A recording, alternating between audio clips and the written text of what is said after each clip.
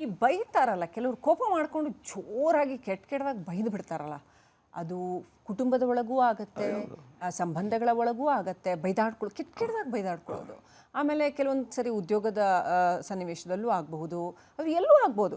ಈಗ ಒಂದು ಡ್ರೈವಿಂಗ್ ಮಾಡುವಾಗ ರಸ್ತೆ ಮೇಲೂ ಯಾರಿಗಾದ್ರೂ ಕೆಟ್ಟದಾಗಿ ಬೈದು, ರೋಡ್ ರೇಜ್ ಎಮೋಷ್ನಲ್ ಅಬ್ಯೂಸ್ ಇರುತ್ತಲ್ಲ, ಈ ಎಮೋಷ್ನಲ್ ಅಬ್ಯೂಸ್ ಮತ್ತೆ ಕೆಟ್ಟದಾಗಿ ಬೈಯೋದು, ಅದನ್ನ ಹೇಗೆ ತಗೋಬೇಕು, ಹೇಗೆ ನಿಭಾಯಿಸಿ? ಒಂದು ಕೋಪ ಬರುತ್ತೆ ಯಾಕೆಂತಂದರೆ ನನ್ನ ಹಕ್ಕಿಗೆ ಆತ ಅಡ್ಡಿ ಮಾಡ್ತಿದ್ದಾನೆ, ನನ್ನ ಜಾಗವನ್ನು ಬಿಟ್ಕೊಡ್ತಾ ಇಲ್ಲ, ನಾನು ಓವರ್ಟೇಕ್ ಮಾಡ್ಲಿಕ್ಕೆ ಹೋಗ್ತಿದ್ದಾನೆ, ಅಥವಾ ಒಂದಿಷ್ಟು ಇಂಡಿಕೇಟರ್ ಕೂಡ ಅವನನ್ನು ನೋಡ್ದೇ ಬಲಕ್ಕೆ ತಿರ್ಸ್ತಾನೆ, ನಾನು ಬಲಕ್ಕೆ ಹೋಗುವಾಗ ಅವನು ಬಲಕ್ಕೆ ತಿರ್ಸ್ತಾ ಇದ್ದಾನೆ.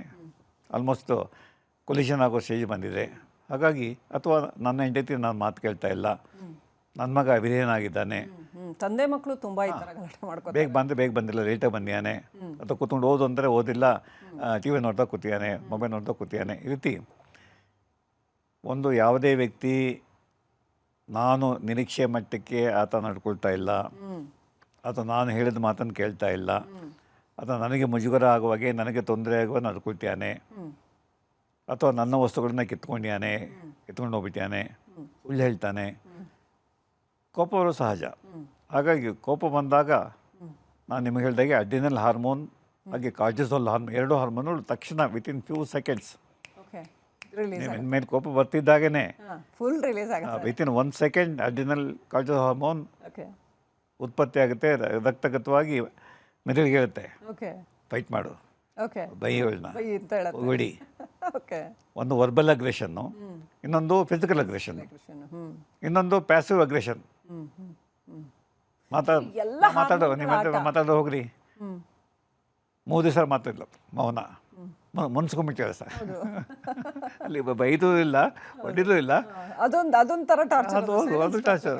ನನ್ನ ಮಗಳು 3 ದಿವಸ ಆಯ್ತು ಮಾತಾಡಿಲ್ಲ, ಊಟ ಮಾಡಲ್ಲ, ಅಥವಾ ಸ್ನಾನ ಮಾಡಿ ಅಂದರೆ ಸುಮ್ಮನೆ ಆಗೋದಿಲ್ಲ, ಅವಳು ದಿವಸ ಬಂದು ಹೋಗ್ತಾಳೆ. ಈ ರೀತಿ ಒಂದು ಪ್ಯಾಸಿವ್ ಅಗ್ರೆಷನ್ನು, ಒಂದು ಆ್ಯಕ್ಟಿವ್ ಅಗ್ರೆಷನ್.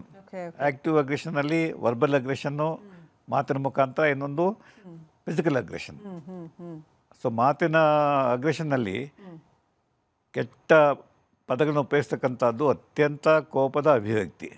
ಯಾಕೆ ನೋವು ಮಾಡ್ಬೇಕು, ನಿಮ್ಮನ್ನು ನೋವು ಮಾಡಬೇಕು, ಒಬ್ಬ ಫೂಲ್ ನೀನು, ಮೂರ್ಖಳು ನೀನು, ಬುದ್ಧಿನೇ ಇಲ್ಲ, ಹಿಂಗೆ ಮಾಡೋದು. ಅಥವಾ ಯಾವುದೋ ಒಂದು ಕೆಟ್ಟ ಪದ, ಅನ್ಪಾರ್ಲಿಮೆಂಟರಿ ವರ್ಡ್ ಉಪಯೋಗಿಸ್ಬೋದು, ಕತ್ತೆ ನೀನು ಕಿರುಬ ನೀನು. ಸೊ ಈ ರೀತಿ ವರ್ಬಲ್ ಅಗ್ರೆಷನ್ ಅವಾಗೇನಾಗುತ್ತೆ, ತೀರಾ ಅಸಹ್ಯವಾದಂಥ ಅಥವಾ ಚಾರಿತ್ರ್ಯಕ್ಕೆ ಸಂಬಂಧಪಟ್ಟಾಗೆ ನಿನ್ನ ಕೊಳಕೆ ನೀನು, ನಿನ್ನ ಕಳಂಕಿನಿ ನೀನು ಅಂತಂದ್ಬಿಟ್ರೆ, ನೀವು ಕಳಂಕಿನೇ ಅಲ್ಲ, ಕೊಳಕೆನೂ ಅಲ್ಲ. ಆದರೆ ಇನ್ನೊಬ್ರ ಕೈಲಿ ಕೊಳಕೆ ನೀನು, ಕಳಂಕಿನಿ ಅಂತ ಅನ್ಸ್ಕೊಂಡಾಗ ಅದರ ನೋವು ನಿಮಗೆ ಎಷ್ಟೋ ಸರಿ ವರ್ಷಾನುಗಟ್ಟಲೆ ಮರೆಯಲ್ಲ. ದೇಹಕಾರಂಥ ಗಾಯ ಮಾಯಿತ್ರಿ, ಮನಸ್ಸುಗಾರಂಥ ಗಾಯ ಮಾಯೋದಿಲ್ಲ. ಹಾಗಾಗಿ ಅನೇಕ ಜನ ವರ್ಬಲ್ ಅಗ್ರೆಷನ್, ಯಾಕೆಂದರೆ ಕಾನೂನು ಪ್ರಕಾರ ವರ್ಬಲ್ ಅಗ್ರೆಷನ್ ಪ್ರೂವ್ ಆಯಿತು ಅಂತಂದರೆ ಪನಿಷ್ಮೆಂಟು.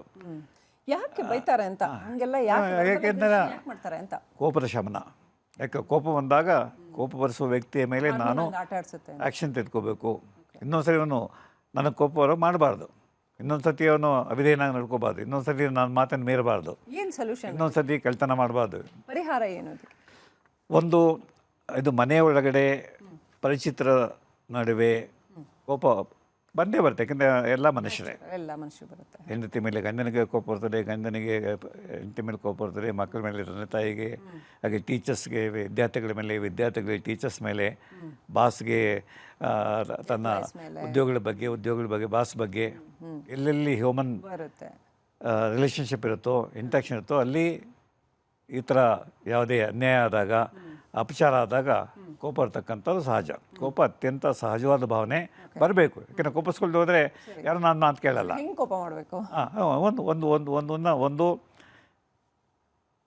ಅವಾಚ್ಯ ಶಬ್ದಗಳನ್ನ ಬಳಸ್ತೇನೆ, ನೀನು ಮಾಡಿದ್ದು ಸರಿ ಇಲ್ಲ, ನನಗಿಷ್ಟ ಆಗೋದಿಲ್ಲ, ನೀನು ಆ ಥರ ಮಾಡ್ಬೋದ, ನೀನೇ ಹೇಳು. ನೋಡಪ್ಪ, ಹೇಳ್ದೆ ಕೇಳ್ದೆ 100 ರೂಪಾಯಿ ತೊಗೊಂಡೋಗ್ಬಿಟ್ಟಿದ್ಯಾ, ಇದು ಸರಿ, ನಾನು ನೀನೇ ಹೇಳು. ಏನೋ 100 ರೂಪಾಯಿ ತೊಗೊಂಡೋಗ್ಬಿಟ್ಟು ಕಳ್ತನ ಮಾಡಿದ್ಯಾ, ನಾಚಿಕೆ ಇಲ್ಲ ನಿನಗೆ?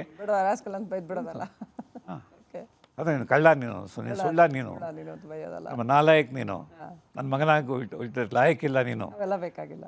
ಅದರಿಂದ ನಿಮ್ಮ ಕೋಪವನ್ನು ವ್ಯಕ್ತಪಡಿಸೋದಕ್ಕೆ ಒಂದು ಶಿಷ್ಟಾಚಾರವನ್ನು ಮೀರಬೇಡಿ. ಹಾಗೆ ನಿಮ್ಮ ಭಾವನೆಗಳಿಗೆ ರೂಪ ಕೊಡುವಾಗ ಪದಗಳ ಆಯ್ಕೆ ಸರಿಯಾಗಿರಬೇಕು. ನಿಮ್ಮ ಬಾಡಿ ಲ್ಯಾಂಗ್ವೇಜ್ ಚೆನ್ನಾಗಿರಬೇಕು. ಆಮೇಲೆ ವ್ಯಕ್ತಿಗೆ ಯಾಕೆ ತಪ್ಪು ಮಾಡಿದೆ ಅಂತ ಹೇಳೋದು ವಿವರಣೆ ಕೊಡಲಿಕ್ಕೆ ಅವಕಾಶ ಮಾಡಿಕೊಡ್ರಿ. ಈ ಕೋರ್ಟ್ನಲ್ಲಿ ರೆಡ್ ಹ್ಯಾಂಡಾಗಿ ಕೊಲೆ ಮಾಡಿದವನು ಯಾಕಪ್ಪ ಕೊಲೆ ಮಾಡಿದೆ ಅಂತ ಕೇಳ್ತೇವೆ. ಯಾಕೆ ನೀನು ಕಳ್ತನ ಮಾಡಿದೆ, ಹೌದು ತಾನೆ? ಹಾಗಾಗಿ ನಾವು ಮನೆಯಲ್ಲಿ ಕೆಲಸ ಮಾಡೋ ಕಡೆ ಈ ಒಂದನ್ನು ಸಹೋದ್ಯೋಗಿ ಮೇಲೆ ಯಾರೇ ಆಗಲಿ ಯಾಕೆ ಹೀಗೆ ಮಾಡಿದ್ರಿ, ಇದು ನನಗೆ ಬೇಜಾರಾಗಿದೆ, ಈ ಥರ ನೀವು ಮಾಡ್ಬೋದಾ, ಇದು ಮಾಡೋದು ಸರಿ ಅಂತ ಅನ್ಸುತ್ತಾ,